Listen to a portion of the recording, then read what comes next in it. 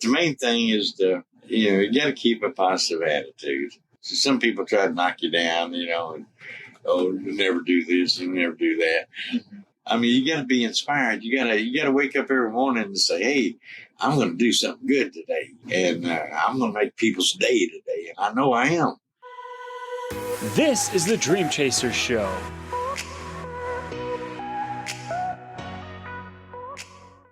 Hey guys, welcome back to the show where our mission is to inspire and improve the lives of those who dare to chase their dreams.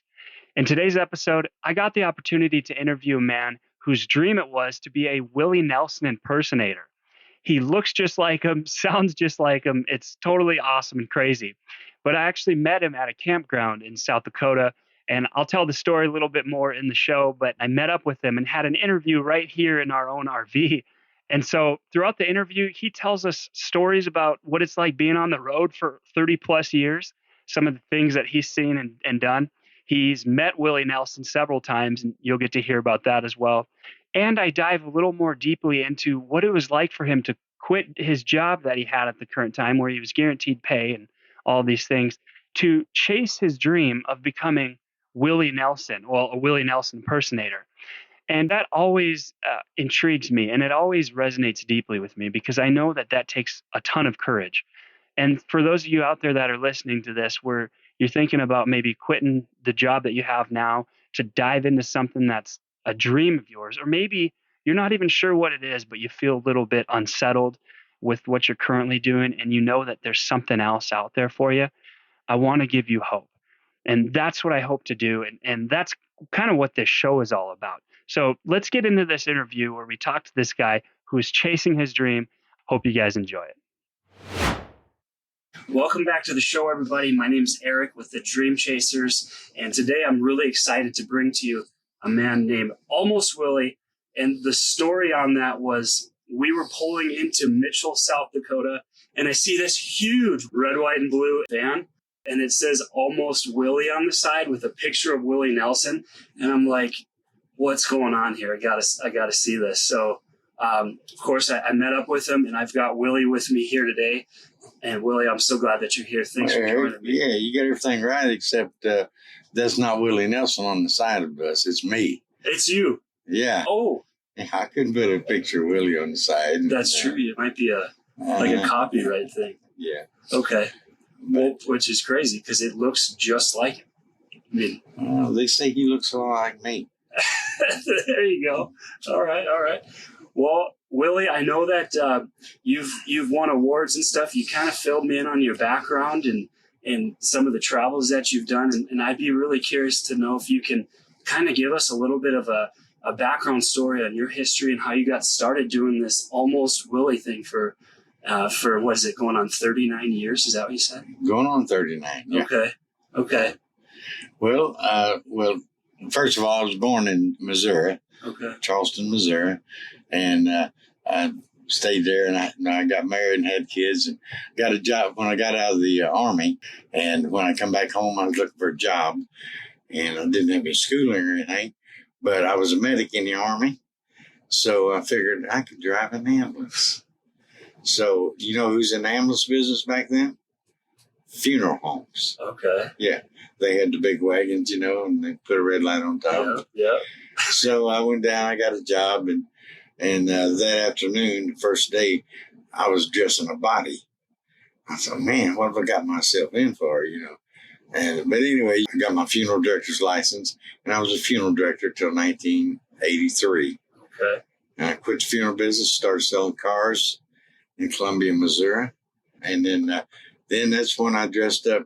First time in my life when I started selling cars that I could grow a beard. Okay. Because funeral directors can't handle beards, long hair. Same with military. Yeah. Yeah. So I started to grow this beard, and by Halloween time in 1985, me and my wife I was married. I had a wife and 6 kids. Yeah. I still got 6 kids. And we was going to out country dancing. And we got pretty good. We was winning contests and stuff. Two-stepping and waltzing, cognac Joe, stuff like that. Wow. And so we was going to the Halloween contest at the country bar. My wife said, why don't you paint your beard white, and I'll make you some braids and sew them on a bandana. You go as Willie Nelson. Because Willie was big back then, 85. Yeah. And I said, oh, all right, because I had to do everything she said anyway. And so I get home at night, and she's got these braids laying out on the bed for me. I had some clown white makeup. I had to put some white in my beard then because I don't want any more. Right. But I put that on, and I put them braids on. I went to contest. I won first place. So I thought, man, I must look a lot like Willie Nelson. So people started calling me after that, saying, hey, get your Willie stuff on and come on over. We're having a barbecue, and you get free food and drinks. But I couldn't play guitar or anything, so I'd go over and tell stories or jokes and stuff like that. And then after about 6 months of that, I said, man, I got to learn a couple Willie songs. So I went down to a pawn shop and bought a guitar. Yeah. And a friend of mine in town, Doc Shane, he's a veterinarian, and he played guitar. I said, Doc, would you come over Monday night and teach me a couple of Willie songs? He said, yeah. Well, he'd come over every Monday night for 2 years. Whoa. And I learned about 3 Willie songs. Okay. It was hard. I mean, yeah. If you're not musically inclined, and it didn't come natural to me. Right. I mean, it took a long time, and I practiced. And by 92, I'd learned 30 songs. Okay. And then it started going in my mind, hey, I can do this, I'm getting pretty good. And I look like Willie. So by 94, I was throwing asphalt off the back of a truck in Kansas City. That was your full-time job? That was my full-time job. And, it's hot in Kansas City, 93 or 4 in July, and the asphalt's 240 degrees. Yeah. It is hot. So I was stashing my money. I was going down to City Market every Saturday, and there are about 8,000 people come through the City Market. And I got a contract to sit out in front of Winslow's Barbecue and play. And I had my amp out there, and I sit there in my mic, and people go by, they'd listen to a song or two, and then throw a 5 in, Yeah. I was making $400 to $500 a day. In 94. In 94. So I'd thrown all that money in my drawer and beside my bed, And then finally, I told the boss, I said, boss, Friday's going to be my last day here. I said, I've made up my mind. I'm going to buy this $1,000 Winnebago down the street. It was a 71. Okay. And I'm going to paint it up red, white, and blue, and I'm going to hit the road as Almost Willie. And that's exactly what I did. He said, good luck. Oh. And I had to make a living at it then, Yep. And it was tough sometimes, but I kept on persistent. I'm the #1 Willie impersonator in the country. Yeah. And so that's what I'm doing. I go to Sturgis every year, and that's where I'm on my way to now. Oh, I was going to ask you about that. Yeah. Because that's kind of where Kate and I come out of, is Rapid City. So Sturgis is 35 minutes away or whatever. Yeah. So you go down there and play quite a bit in Sturgis? Oh, not quite a bit now. Okay. I used to do one every night. Gotcha. But now I'm 75 years old. If I do 4 gigs, 3 or 4 in 10 days, that's enough for me. Yeah. And, I got Social Security coming in now, a VA check, so I don't have to make a living at it. I'm having fun. Yeah. And that's the thing about life. You got to have fun or it's not worth it. Yeah, absolutely. Absolutely. You made a comment about kind of what it was like jumping from a full career in the asphalt, like where you have a steady paycheck. Yeah. And there's, you always know where that meal's coming from, to basically the unknown. Yes. And a lot of my listeners, it's kind of, the show's called Dream Chasers. And that's what we talk about oftentimes is going after that dream, finding that one thing. Take a chance. Yeah, taking a chance.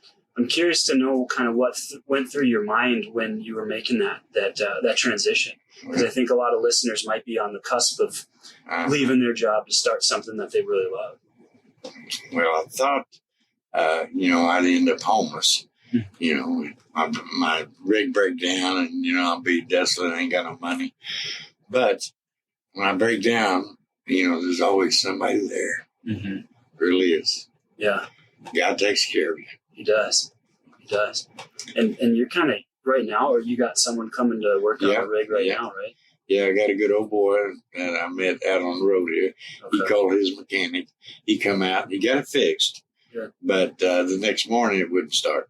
So something worked loose or something overnight, you know. Sure. So, but he's going to get me started tonight, I'm sure. Okay. Yeah, he's showing up tonight like 6 or something, right? Yeah. Okay. When in the morning when it starts, I'm going to be on the road again. You're out of here. Yeah. Because I asked you, I said, hey, can we do this interview tomorrow? And you're like, well, when my rig gets fixed, I'm out. That's right. I'm going to wait around for nothing. Yeah. But I don't book in advance. Okay. You know, just because of stuff like this that happens. Yep. If I'd have booked in there, you know, for last night, I'd have missed it. Yeah. You know, and I don't want to be a no-show Jones. Right. That's true. George, I mean, he was a drunk alcoholic, and, you know, he wouldn't show up at 8 out of 10 gigs. Oh, wow. Yeah. Wow. So if he did show up, it was like a surprise. Yeah. Wow. Holy smokes. That's how you got the handle, no-show Jones. All right. Yeah, you don't want that. No. Yeah. And I just rather show up and tell them, hey, I'm here. But I mean, I do some gigs once in a while. But, okay. You know, got a month or 6 weeks in advance. Okay. And for anybody that's listening to this and not watching it, I mean, it looks like I'm having a conversation with Willie Nelson. I mean, it looked just like him, sound like him. It's phenomenal. It's really cool. Well, thank you. I appreciate it. Of course, I know it. Yeah, you already know. You already know. So I wanted to ask you a couple more questions, Willie. Okay. And now that I have you, and again, I appreciate your time and stuff. And what makes you so passionate about what you do? Is there something that you just love about being Willie? I liked country music to start out with. You know, back in 70s, 71, I'd taken my wife. We went to Carbondale and saw Merle Haggard. And, you know, just when you're in a concert with, you know, somebody big like that, it just gets in you. Yeah. And I just always liked. And then when I started on the road, I'd have some trips once in a while, being in the funeral business. Okay. And, you know, On the Road Again would come on. On the road again? Yeah. Just can't wait to get on the road again. And I mean, I said, man, that guy's all right, you know. Yeah. And then he come out with everything else, you know. Blue Eyes Crying in the Rain and Whiskey River and Mama Don't Let Your Babies Go Be Cowboy. And then he had the movie. My heroes have always been cowboys. And Honeysuckle Rose. That's about his life on the road. And I got all those on VHS tapes. Oh, wow. VHS. Yeah. And I had them at home. And I'd watch them probably every 2 months or something like that. Sure. And I got to meet Willie in 2003. You want to hear about that? That was one of my next questions, because I remember you had told me when I first met you, you said, yep, I've met him, and I kind of want to hear that story. Yeah, well, it was, I started in 85, so I went to 2003 without meeting him, 18 years. Yeah, wow. And I was down in Kerrville, Texas. That's about 100 miles from his ranch. And my phone rang that afternoon. I picked it up. He says, Willie Nelson. He said, I know you're in the area. Can you come up the house? I'd like to meet you. I said, yes, sir. Yes, sir. I'll be there. Yeah. So I get up early the next morning. A friend of mine, Gene, goes up there with me. And we get up about 10 o'clock. And the guard at the gate said that Willie wasn't up yet. Said, you all want to play a round of golf on his golf course? What? I said, yeah. He's got a 9-holer there. Okay. And he's got about 25 condos up and down the fairways. You know, so if you're kin to Willie or work for him, you get a condo up there. So we're there. We're on the 5th hole putting. And his daughter Susie lives there. Her back door is about 30 feet away from the green. Yeah, she come out of her back door, and she called me by my first name. She said, hey, almost. She said, my daddy wanted me to give you this. And I took it out of her head. It was a lifetime backstage pass. Whoa. Yeah. So, you know, all night long I was thinking, oh, he's going to shut me down. He's going to shut me down. Something's wrong. I don't know. Yeah. You know, or he wants to cut up my T-shirts and CDs and stuff. Yeah. I mean, this was stuff I was going through my head. Put me down and give me a lifetime backstage pass. Oh, yeah, no kidding. So we get through playing golf and go back to the clubhouse. And they said, well, Willie isn't up yet. It was about noon. They said, you want to go to the recording studio? I said, yeah. What? So we go in the golf cart and we go up to the recording studio. And, it's about as 60 by 100-foot building. He's got gold records all over the walls, and pictures of Dolly and Merle and Waylon. It looked like a country music museum. Yeah. All his awards and stuff.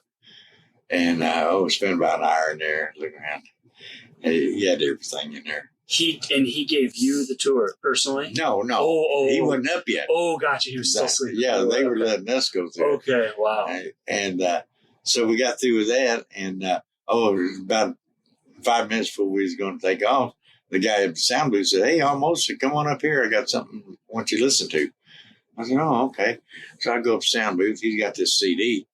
He says, "The guy was in here yesterday putting down his half on this song. I want to see what you think about it." Okay, and he shoved it in. It was whiskey for my men, beer for my horses. Uh-huh. And he said, "You think it's going to be a hit?" I said, "Oh, I know it will be." Wow. And it was the #1 hit. And Toby Keith was in there the day before putting down his track. Really? Yeah, I'm always a day late. Gee, yeah, no kidding. That's incredible, though. I mean, so we go outside and we're smoking, and my phone rings again.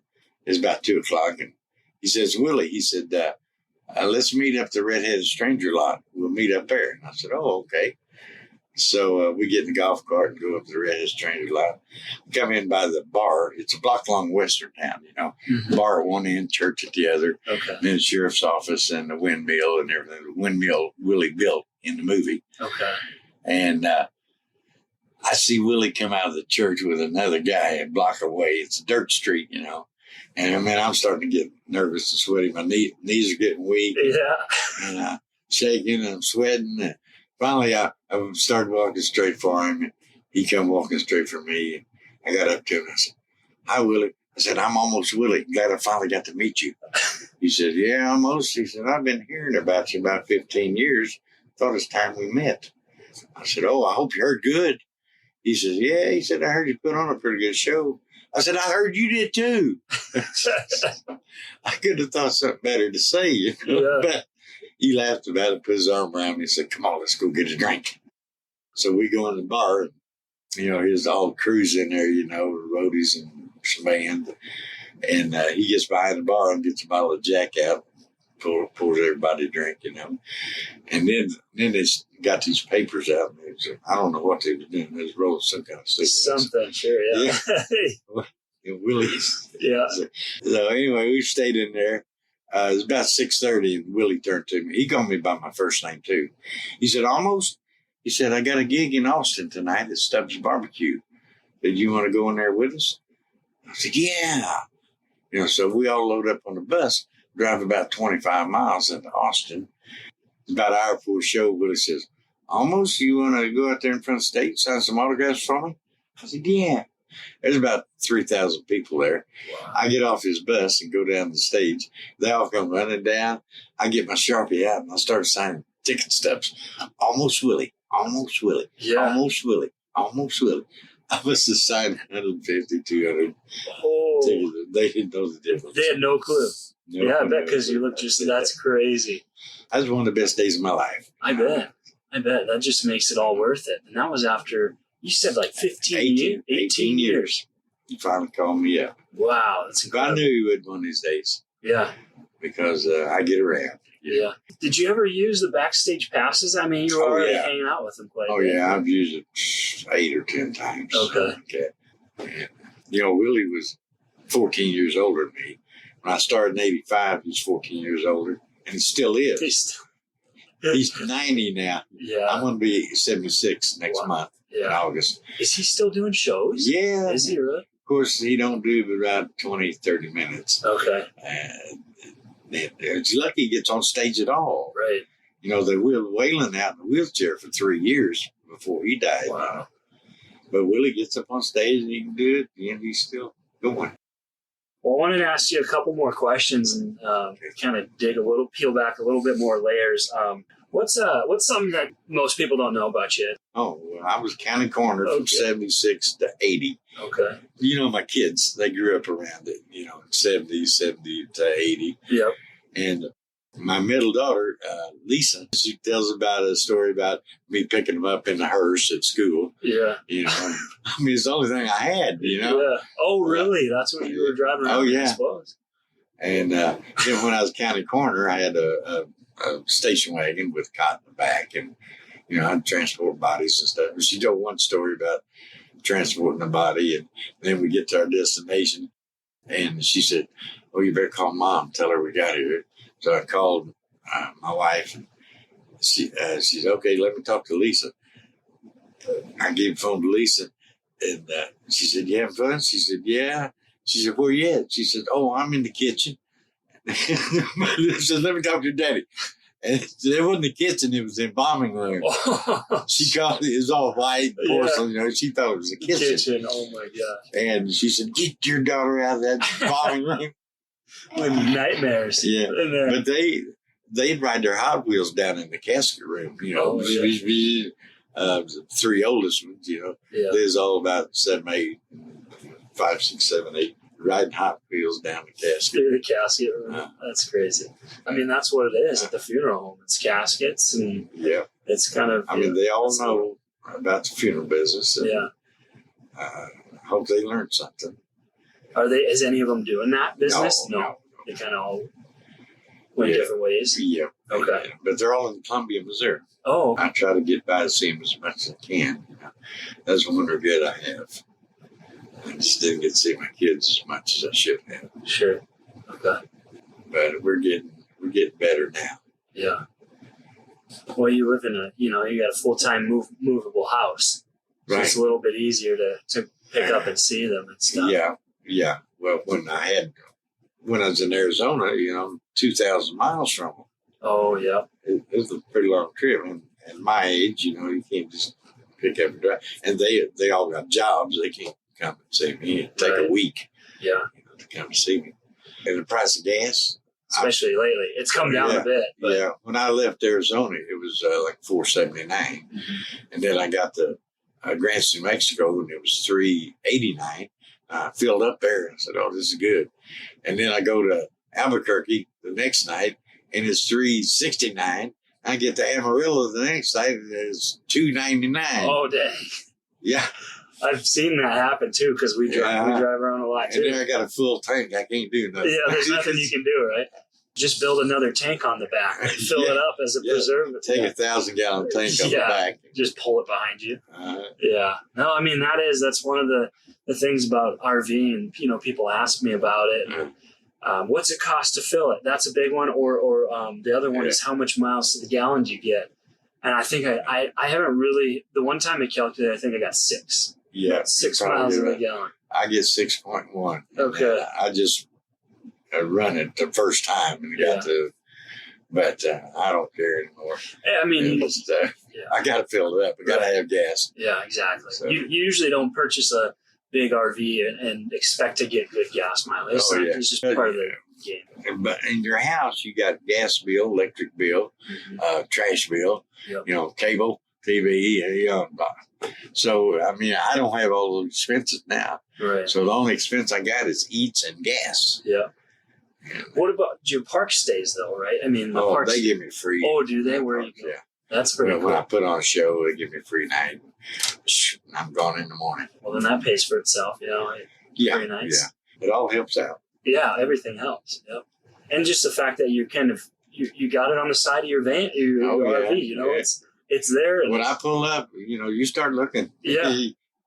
That was smart too. The red, white, and blue. Yeah. Genius. Well, you don't know the story. You're a young guy. You know. Probably I'd forgive you. Okay. But in Honeysuckle Rose, Willie had a bus. It's an old Wonder Lodge bus. You know, it was almost like a school bus. Okay. And it was painted red, white, and blue like a Texas flag. Oh. You know the Texas flag. Yep. It's got a star on the blue. One star, yeah. Yeah.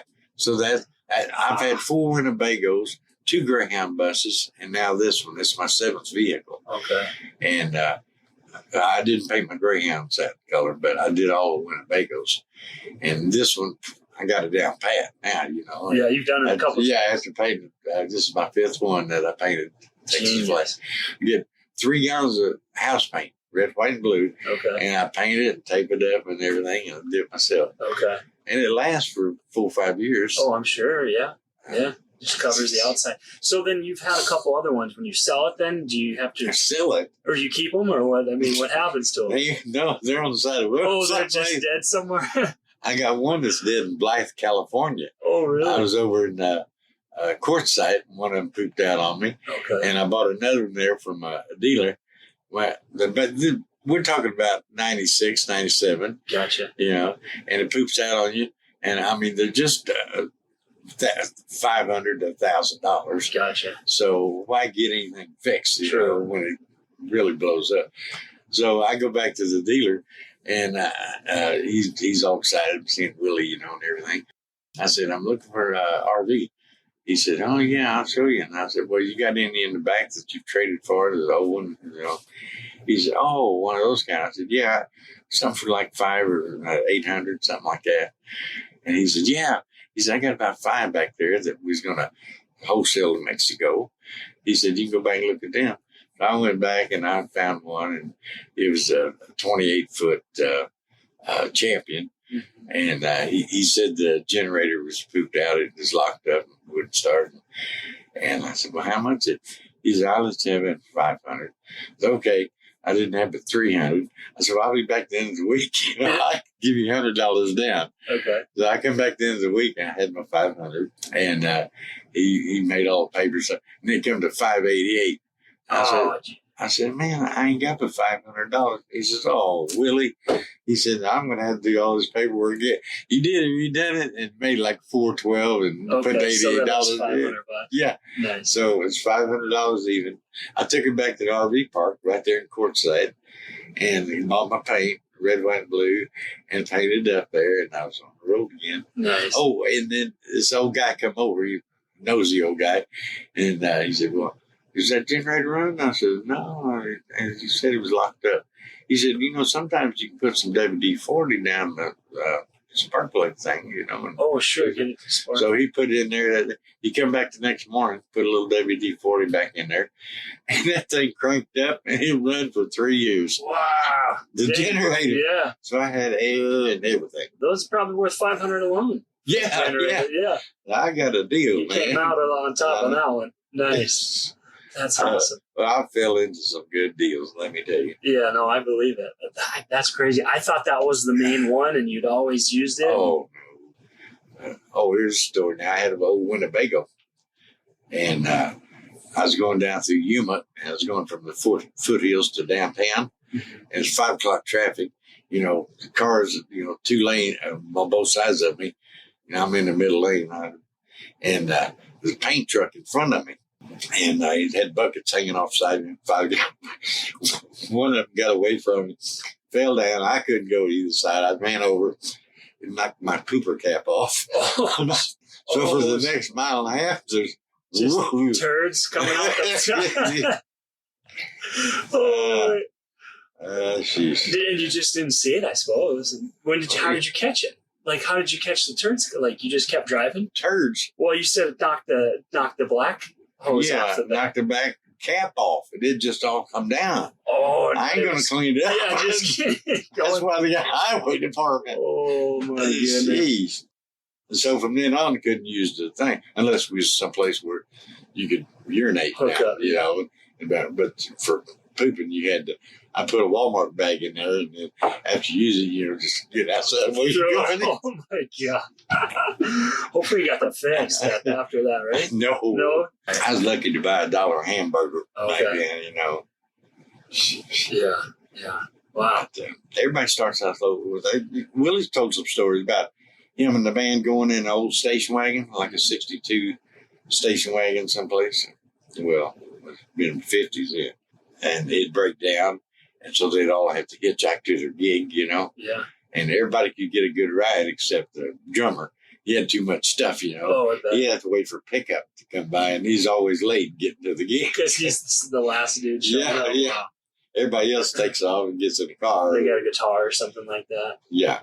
You can do that. Yeah. That's his stories. Okay. That's crazy. I wanted to ask you a couple more because I know we're starting to wrap up, so I wanted to ask you a couple more questions. Do you have any advice for anybody that wants to become a traveling musician? Musician? Mm-hmm. Well, it's according if you're a musician now or not. I mean, if you're not a musician, you got to learn first, and that's not easy, but you can do it. Mm-hmm. You can do it. I mean, I didn't have any music ability, and I learned how to play guitar and sounded a little bit like Willie. Yeah. How old were you when you started playing guitar? I think it's 43. Okay. And that's 11 years older than you. Yeah, and that's when you started You play guitar? I don't. I wish I was more musically inclined. I wanted to learn how to play learn. piano. You can learn. Yeah. But the main thing is you got to keep a positive attitude. Because ain't nobody, some people try to knock you down, and, you never do this, you never do that. Mm-hmm. If you listen to Zig Ziglar, that's a motivation thing, and Tony Robbins. Yep. I mean, you got to be inspired. You got to wake up every morning and say, "Hey, I'm going to do something good today." Yeah. And I'm going to make people's day today, and I know I am. Yeah. Because people come up and they just some of them's in awe over me. Mm-hmm. And your life's an adventure. I mean, it really is. Oh yeah. I don't know what's going to. I didn't know I was going to break down here. Right. But I dealt with it. Met some good people while I was doing it, and me and Bob would probably be friends the rest of our life now. Wow. Then I'm glad that you did, because that's how I met you. Yep. And I was talking to another lady who actually kind of introduced us. She said, "You should really interview him. I think that'd be a great interview." Uh-huh. And then you came and knocked on my door. What's that? What do you think? So far, the interview? Yeah. I love it. I think it's awesome. I'm going to do more of these. Are you? Yeah, because I'm sure nobody wants to hear me blab all day, and my stories probably get kind of old, and you guys have much better stories than I do. So I do. Yeah, I just got 2 more questions for you, and then I'll let you get out of here. I'd like to know, the first one: what's a favorite place that you've been? Because I read your bio. You've been over 4,500 places. Well, that was 20 years old. Okay, so it's been much more than that. Yeah. What's a favorite place, if you can kind of mentally sift through all that? My favorite place is Sturgis. Oh, really? It's your favorite? I mean, I've been doing them since 95. I mean, you get 1 million bikers together, you'd think there'd be fights and shootings and everything. I've never seen a fight since I've been going. Right. And all the guys are good. And, they're doctors and lawyers and professional guys. You got to have some money to have a Harley, True. So, they're not cheap. So, I mean, I had the best time up there, I go in and out of bars and taking pictures and stuff. And, I never have to buy a drink. Yeah. That's I bet. It's a fun time. Yeah. Sturgis is a good time. I think what's funny about Sturgis is it started out as like a week long, and now it's like kind of morphed into 3 weeks. Because people will show up a week before and stay a week after. Well, the whole month of August. It's pretty much Sturgis. Yeah. But the actual rally is 10 days or 12 days. But it's fun. You made a good point. It's not what a lot of people haven't been there. They don't that they think it is. It's not that. I mean, there are definitely some craziness going on. Well, people are there in the campgrounds out there. Downtown, I mean, they got 4 cops on every block. They do, yeah. So there ain't nobody going to mess up. Right. The only violations is parking violations. Exactly. So they haul off bikes and stuff. But I mean, it's just a good time. Do you ride motorcycle through there too, or just? Well, once in a while, a gal will get me on the back of hers. Okay. Oh, that's how I made Sturgis magazine in '95. This gal had a red, white, and blue bikini on. She had her own Sportster, and I was friends with her husband. And he said, "Yeah, take Willie up and down the street." So we go down the street, and I untied her top. I was holding like a horse. Get up. And they was all taking pictures. Saying, "Willie, drop it." And they just want me to drop the reins. Let go of them. But we made Sturgis magazine. That's so awesome. Anybody sees me, they're gonna want to meet me. Oh yeah, photos and pictures and sign. Because you handed me a signed picture. You must have quite a stack of them. Yeah, I do. Okay. No, I love how there's a story on the back too. It's smart. Well, I've been doing that since '89, I think. Okay. Got the story in the back. So one thing I wanted to do is that you got a quote here And that it's part when you're singing it, and I'd like to hear you sing that if you could. I mean, we don't have a guitar. I'm just to do the song I wrote. Oh, okay. I could do it a cappella. This happened it's been 20 years ago. And I was in Fort Worth, and I had the third best band in Texas behind me. We was doing a gig together. And I wrote a song back then about Almost Willie.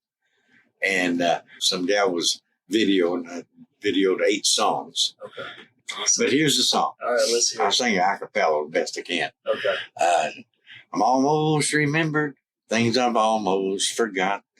I'm almost persuaded to do the right thing. I almost went to jail, and I almost made bail, and I almost wrote all the songs that I sing. This might sound silly, but I'm almost Willie. Been on the road for some 30 plus years. I've been around, broke up and broke down. I'll tell you my story for a shot and a beer. A shot and a beer, a shot and a beer. Long as you're buying, I'm staying right here. A shot and a beer, a shot and a beer. I like Jack Daniels, but I'll drink Everclear. Here's the second verse. I got drunk and lost and wound up down in Austin, having a good time on Capitol Hill. There were troopers and crazies and mamas with babies all gathered around me, frozen stone still. This might sound silly, but I'm almost Willie. Been on the road for some 30 plus years.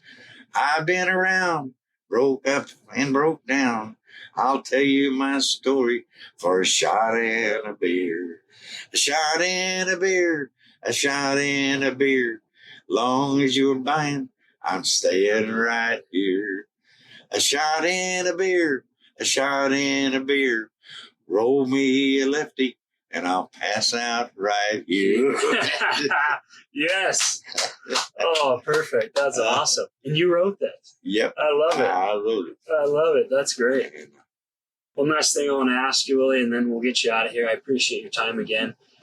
In your opinion, how do you define a successful life? Successful life is being happy. I mean, it's not money. It's not a job. It's, as long as you're happy, you can't worry about stuff unless you can do something about it. And most of them, like me being broke down, I can't do nothing about it. I got to wait on somebody else to come fix it. But you just got to be happy and do what makes you feel happy. Yeah. Happiness is a choice. Yep. It's a choice. It is. You got to make that choice every day. Yeah. You can be sad if you want. I lost my wife and I was sad for a while, but it's over. And like Willie's song, nothing I can do about it now. Yeah. Yeah. So you just keep that as a motto. Nothing I can do about it now. If it's already over with, it's done. Yeah. So just make your life the best you can be. It's incredible. That's good. Willie, where can people learn more about you? On Facebook. It's Almost Willie on Facebook. And you see where I'm at and where I'm going and whatever. And I put pictures on there. And but I love to interact with people. I've had people from, 98, call me up. Oh, we found your picture today, Willie. And we just wondering how you was doing, 25, 30 years ago. Wow. They said they don't throw that picture away. No. They'll put it in the drawer someplace or in the bureau, but they get it out when they're painting or moving or something, and that's when they call me. Awesome. How you doing? Yeah, I've met people from all over. Awesome. Well, I appreciate you being here. I know my listeners do, and it's been a great chat with you. Should have told me to bring my guitar.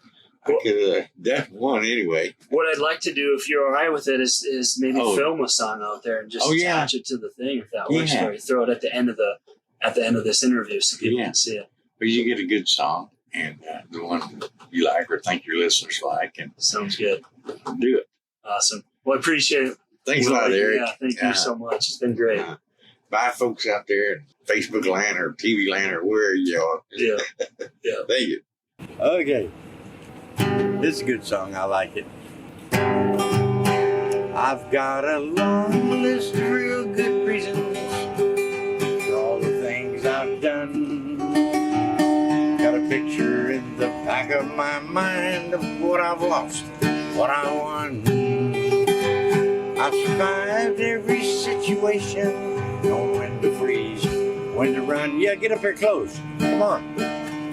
Forgiveness is just a memory written on my brow. There's nothing I can do about it now. I've got a wild and a restless spirit, held my price through every deal. Seen the fire of a woman's scorn, turned her heart of gold to steel. I've got a song of a voice inside me, set to the rhythm of a wheel. I've been dreaming like a child since the cradle broke the bow. There's nothing I can do about it now. Going through the changes, going through the stages, running around the corners in my life. Leaving out the fate, staying out too late, waiting for the moon to say goodnight. I could cry for the time I've wasted.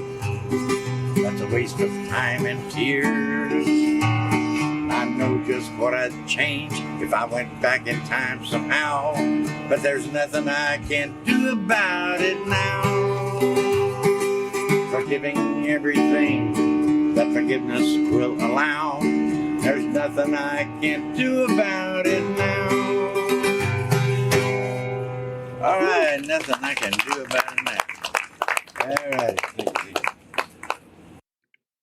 All right, guys. Hopefully you enjoyed that interview that I had with Almost Willie. I loved his story, and I really loved how much wisdom the guy had. I think he had been to almost 5,000 different places. So, of course, he's seen a bunch of things, met a whole bunch of new people, and including Willie Nelson himself, which those stories were fun to hear. But I really loved at the way end when I asked him what his definition of success was. That kind of caught me off guard, because usually when I think success, oftentimes, if we're just being honest, I think of people that have a lot of money, people who have made it really far in their career and stuff like that. But his answer was just to be happy. And man, I started thinking about that, and I'm like, how simple that is, right?